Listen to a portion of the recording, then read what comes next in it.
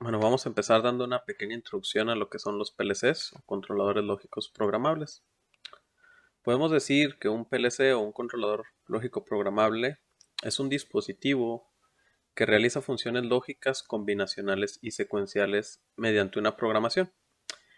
¿Qué quiere decir esto? Nosotros, al menos en la parte de electrónica y en la parte de programación, siempre hemos trabajado con lógica combinacional y lógica secuencial. Recordemos que la lógica combinacional es aquella que no necesita de un reloj, que únicamente mediante combinaciones puede realizar alguna acción, como lo pueden ser compuertas, las compuertas lógicas, toda la parte que son la AND, la OR y la XOR. Mientras que la parte secuencial es todo aquello que requiere una temporización o que es una secuencia, su nombre lo dice, es una acción que requiere de otra para poder funcionar. La ventaja de utilizar un PLC es que podemos combinar ambas, podemos utilizar tanto parte secuencial como parte combinacional y realizar una programación en ella sin necesidad de estar armando circuitos. Esta programación pues se puede hacer de muchas formas. Existen PLCs que tienen un teclado integrado en el que se puede programar directamente en el dispositivo, pero por lo regular o lo más común es que se encuentren en un software mediante un ordenador y cargar ese programa hacia el PLC. Entonces, el PLC lo podemos ver como un cerebro, lo podemos ver como una computadora que se va a programar para que realice una tarea específica. Entonces aquí podemos ver un diagrama a grandes rasgos de lo que hace un PLC. Podemos realizar una tarea que sea riesgosa o que se quiera automatizar eh, mediante un dispositivo. Vamos a establecer una lógica. ¿Cuál es la lógica que debe seguir ese proyecto o ese proceso? Y a partir de ello, si lo podemos resolver con lógica secuencial o con lógica combinacional. Ya una vez que tenemos toda la lógica del programa, lo que corresponde es programarlo en el lenguaje que se escojan. Los PLCs tienen varios lenguajes de programación establecidos por la norma IEC, pero el más utilizado es el lenguaje de escalera. Y por último, ya que tenemos la programación, que hicimos un debugging o que hicimos una simulación, que sabemos que el programa funciona, lo que seguiría sería montar ese proyecto, ya sea con los elementos que se necesitan, tanto de hardware como de software, para comprobar su funcionamiento ya en la realidad. Es importante entender que el PLC únicamente funciona como cerebro. Por lo regular, el PLC no está tan adaptado para arrancar cargas de potencia, por lo que se requieren aún elementos de control que nos ayuden a complementar esa- esas tareas. ¿En dónde se aplican los PLCs o cuál es la utilidad que tienen los PLCs? Cualquier proceso que se requiera automatizar o que se quiera hacer de manera automática puede ser una aplicación de los PLCs. Aplicaciones existen muchas, las más comunes son domótica, que viene a ser la automatización o creación de edificios inteligentes, máquinas y equipos industriales, que su tarea va a ser automatizar esas tareas y controlar las variables de los procesos que están ahí. Invernaderos industriales, que últimamente es una rama de la automatización que se está viendo mucho, que es realizar tus propias plantaciones por la parte de sustentabilidad.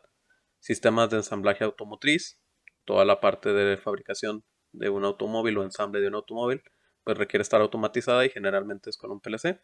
Y aplicaciones agrícolas como son sistemas de riego automático, sistemas de seguridad, todo ese tipo de cuestiones. En este lado podemos ver un cuadro sinóptico, un mapa de llaves que nos puede decir a grandes rasgos las aplicaciones de determinada área, ¿no? Aquí se agregan las plantas químicas y petroquímicas que también se automatizan, requieren de una automatización. Entonces es importante entender que las aplicaciones de los PLC son muchas, son muy diversas, no es nada más en las que están aquí, estas son las más usuales, pero se pueden utilizar en cualquier otro tipo de proyectos. ¿Cuál va a ser la arquitectura del PLC? Un PLC, dependiendo de la marca y dependiendo del modelo, va a tener diferentes estructuras o diferentes arquitecturas. No todos los PLCs son iguales, pero a grandes rasgos podemos decir que están compuestos de cuatro componentes principales, que va a ser la tarjeta de memoria, que es donde se van a almacenar todos los programas, toda la parte de variables. Vamos a tener el CPU, que va a ser la unidad central de procesos, que es la que va a organizar toda esa memoria y va a realizar las tareas, la fuente de alimentación y los módulos de entradas y salidas y de comunicación. Aquí podemos ver un ejemplo de un PLC de la marca Mitsubishi, por presentar alguno, en donde vamos a tener los módulos de entradas y de salidas, el módulo de comunicación, aquí tenemos otro módulo de comunicación, y en esta parte estaría la fuente de alimentación y distintos tipos de comunicaciones que tenemos. Podemos también, ahí entre cada una de las partes, podemos hacer divisiones. Por ejemplo, en la parte de la memoria vamos a tener una memoria flash, la memoria EEPROM, la memoria RAM. Y vamos a tener en fuentes de alimentación, puede ser corriente alterna o puede ser corriente directa. Los módulos de entradas por lo regular va a ser donde vamos a conectar sensores, botones y toda la parte que va a recabar información del exterior. Vamos a tener módulos de propósito general o propósito especial que pueden ser de comunicación o analógicos. Y estos módulos de propósito especial pueden o no estar incluidos en el PLC. Hay PLCs que esa parte no la tienen, pero la puedes comprar aparte. Y los módulos de salida nos van a servir para la parte de relevadores e indicadores. Posteriormente vamos a tener la arquitectura de memoria, que a final de cuentas es una de las cosas más importantes o la más importante al momento de programar. Y la arquitectura de memoria quiere decir cómo está organizada internamente la memoria o las memorias del PLC y cuál es el que le da orden a cada quien, ¿no? Entonces, el PLC tiene diferentes componentes y esos componentes van a tener su propia área de memoria. Podemos dividir la memoria del PLC en interfaces de entradas y de salidas o las memorias de entradas y de salidas, la unidad central de procesos, que es la que va a controlar todas las memorias, las interfaces de programación y la memoria de programa. Entonces, ¿cómo está organizada la memoria de un PLC? Vamos a tener un bus de datos interno, que es por donde se va a transmitir toda la información o por donde se clasifica toda la información.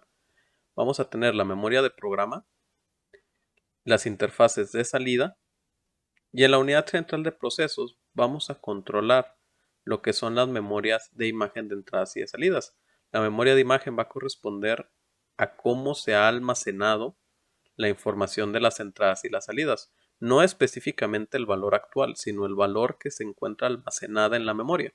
¿Por qué? Porque las interfaces de entrada y de salida van a estar leyendo y escribiendo esas memorias de imagen. Esa memoria de imagen, por lo tanto, va a estar cambiando de acuerdo a los valores de las memorias o de las interfaces de entradas y de salidas. Asimismo, la unidad central de procesos va a manejar la memoria de datos, que es donde se van a almacenar todas las variables que se están utilizando. Y vamos a tener aquí también las memorias de temporizadores y de contadores, que son módulos de memoria específicos, que es donde se almacenan pues los tiempos y los conteos, ¿no? Entonces, esta sería a grandes rasgos la estructura o la arquitectura de memoria de un PLC. Repito, puede cambiar de acuerdo al modelo de PLC, pero esta es la estructura general. Entonces, la comunicación interna se va a realizar por el bus de datos interno, que es en donde se va a transmitir toda la información de un lugar hacia otro. Entonces, posteriormente vamos a tener módulos. Los módulos van a ser los puertos con más sofisticación o más complicados que va a tener el PLC. No se limitan únicamente a transferencia de datos, son aquellos que tienen una función en específico o que están especializados a realizar una tarea específica. Entonces, algunos módulos que se pueden tener o los más comunes van a ser módulos de contadores, que son módulos que pueden ser capaces de contar eventos de manera externa que sean muy rápidos, que requieran mucha velocidad. Vamos a tener los temporizadores que van a medir la frecuencia o van a medir el tiempo que tarda en realizarse una acción, periodos de reloj, fechas, calendarios, toda esa parte lo vamos a trabajar con los módulos de temporización. Vamos a tener los módulos análogo a digital, que son los que van a convertir las señales analógicas a digitales para que puedan ser leídas con el PLC. Y asimismo también vamos a tener la parte contraria, la parte de conversión digital análoga, que van a convertir los datos binarios a señales de voltaje analógico que nos puedan ayudar a controlar válvulas o actuadores analógicos. Vamos a tener la señal de modulación por ancho de pulsos, que si bien no es una salida analógica, hay dispositivos que los manejan como tal. Recordemos que el PWM es una señal cuadrada en la que se varía un ciclo de trabajo para modificar el valor de voltaje medio que se tiene en él. Entonces estos módulos pueden variar de acuerdo al tipo de PLC, de acuerdo al precio, lo sofisticado ya las marcas, pero por lo general estos 4 módulos son los que más podemos encontrar cuando utilizamos un PLC convencional, un PLC de propósito general.